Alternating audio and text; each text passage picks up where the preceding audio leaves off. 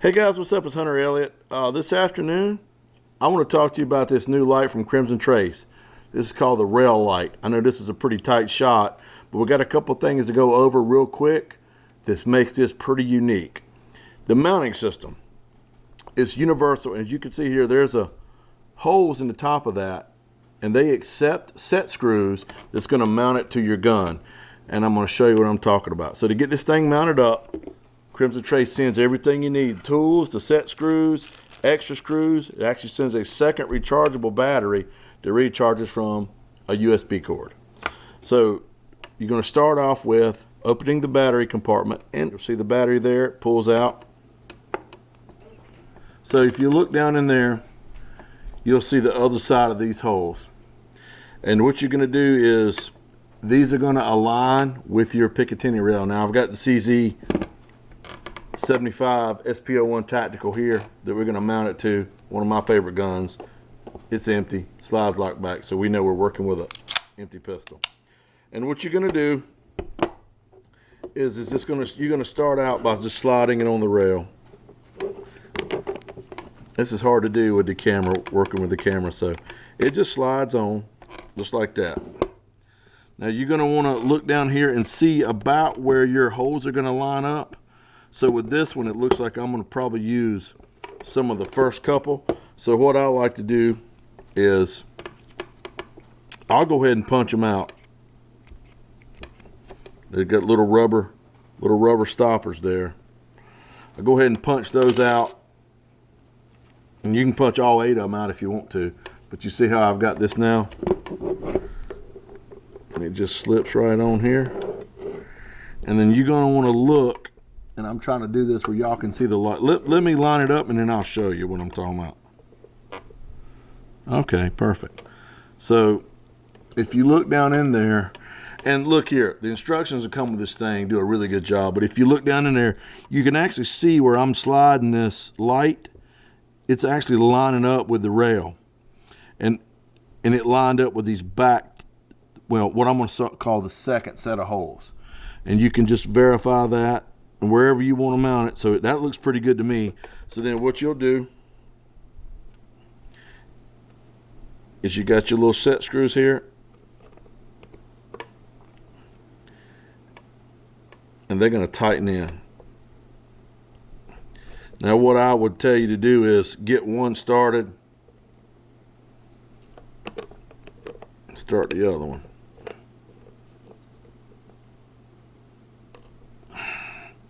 This is a whole lot easier to do, y'all, if you ain't trying to do it for the camera. You gotta trust me on that.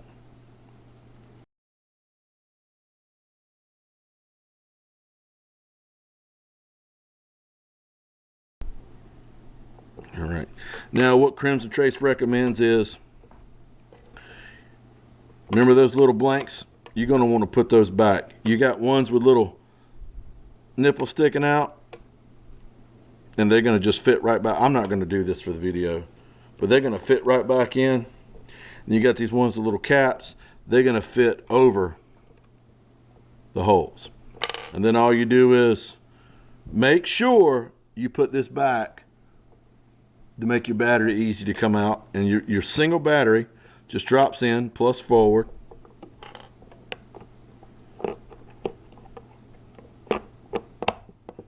And then this is going to snap shut, and then look at there. All right, so that's how to install it. Now, I know that may seem a lot more complicated than installing your standard light, but I'm going to kind of go over why I think that is. Here's a really, really popular light. This is a Streamlight TLR1 HL, and I've been using this light for a long time, and it has served me well. But if you look at them, we're just going to do a side-by-side comparison. The Crimson Trace is a lot slimmer, but also all the tightenings, all the hardware, instead of being on outside the light, it's contained within. So it is somewhat more protected, so that way you're not bumping or moving or dragging this. Okay, y'all, so you saw me installing the Crimson Trace RailLight on the CZ SP01 Tactical. If that looked a little funky to you, it's really not that bad, but I was having to hold the light, hold the gun, hold the angle, hold the camera, and all that sort of stuff. But be advised, it's actually really easy to install. Everything, the installation, everything I'm getting ready to talk about right now is also gone over really well in the instruction manual that you can go to crimsontrace.com and download and read, as well as there's going to be an article on rangehot.com with all the technical specifications and that stuff. So if you feel like I didn't touch on something enough or I glossed over it, just remember there's an article there. These video reviews are always just kind of an overview. So it is machined from aerospace aluminum, and it has lumen settings from 5, 100, 250, 500, and 1,000. And that is added or subtracted based off of, you've got a plus and a minus right here, so you can change your lumens right here on the side. The cool thing is it has a memory.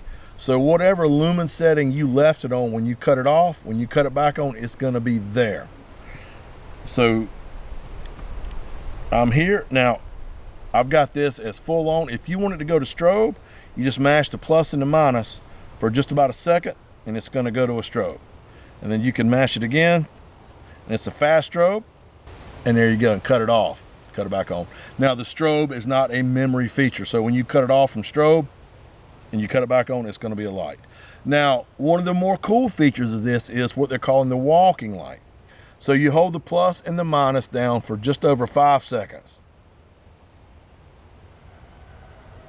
and then when you shake the gun, this little small red light comes on. Now if you don't move this for 15 seconds, it's going to go out.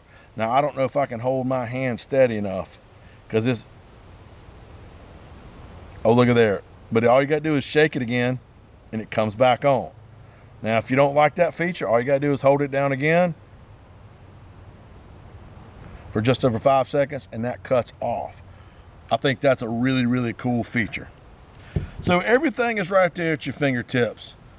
Plus, minus, changing the lumens, cutting the walking light off and on, and note it's red, so that's not going to mess with your night vision, as well as you have ambidextrous paddles to cut the light on and off with. All that's really good and fine.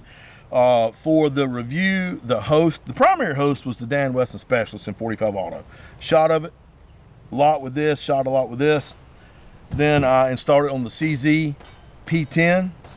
Then we went to the CZ SP01 Tactical. All that was fine. Shot it on the Glock 17. Now it installed on my Glock 17 just like it installed on all my other guns.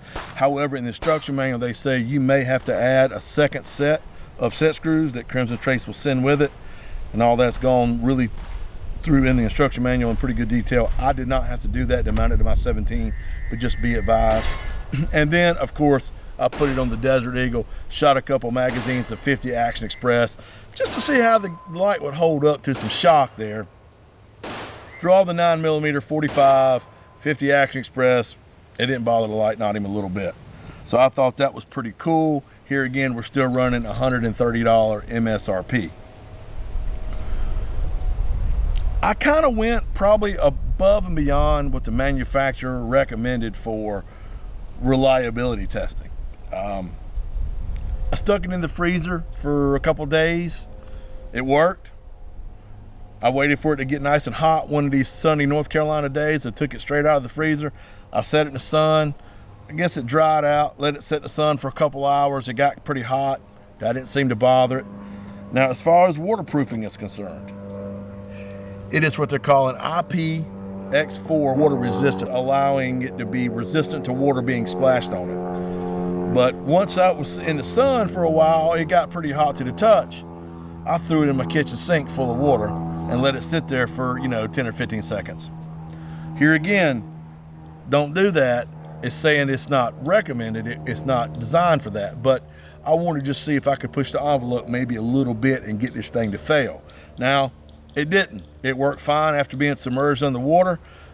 Took it back out, stuck it out in the sun. Worked fine. I didn't have any troubles, issues, or problems whatsoever with the light. But I'm telling you that I went beyond what the manufacturer said you could do. So, I would not recommend doing that. This was a test sample that belongs to Crimson Trace. So if I broke it, I can just be like, hey, y'all, I broke your light. Sorry. I'm going to send whatever's left back in a box. But it's still, here you go. It's still working. They're saying runtime on this single battery is about an hour, but we talked about it. It is rechargeable, and they send you a second rechargeable battery. So you got one in the light, you've got one fully charged. You run that dry, swap them out. You got the little USB charger they send with it, and you get that one on charge. So you should always have a fresh battery readily available. Now, the little battery door can kind of be a little funky. You got to mash it. It takes a little effort to get that open, but it does have a nice little rubber seal here, as you can see. Then it snaps closed, cuts off. So, in my opinion, if you're looking for a light, especially a light that you're not going to be taking off and on a lot, or you're looking for a light with a really, really small footprint that's going to be bright, 1,000 lumens, for 130 bucks, I don't think you're going to find anything better than this. Crimson Trace, y'all know, has got an outstanding warranty. And it's a very reputable company, so you're not buying something that you're going to have to worry about. And if it does, you know, something happens, goes pear-shaped, they're going to have you back. So just consider that as far as this light's concerned, and everything else that Crimson Trace does. Now, you'll notice when we were shooting the Glock 17, I still had that Crimson Trace red dot mounted to my Glock. For the record, it's still working fine. For the record, I'm still learning that system. So, but I'm getting a little better at it. It's just gonna take some time, practice, and a little more training. But anyway, that's really about all I got. I want y'all to consider subscribing to Range Hot if you like this video. We got a lot of cool stuff going on, I believe. I want your feedback, good, bad, right, or wrong. There's a comment section below. Let me know what you think if you got any questions or comments. And yeah, that's really about it. So I want y'all to take care of yourselves and each other.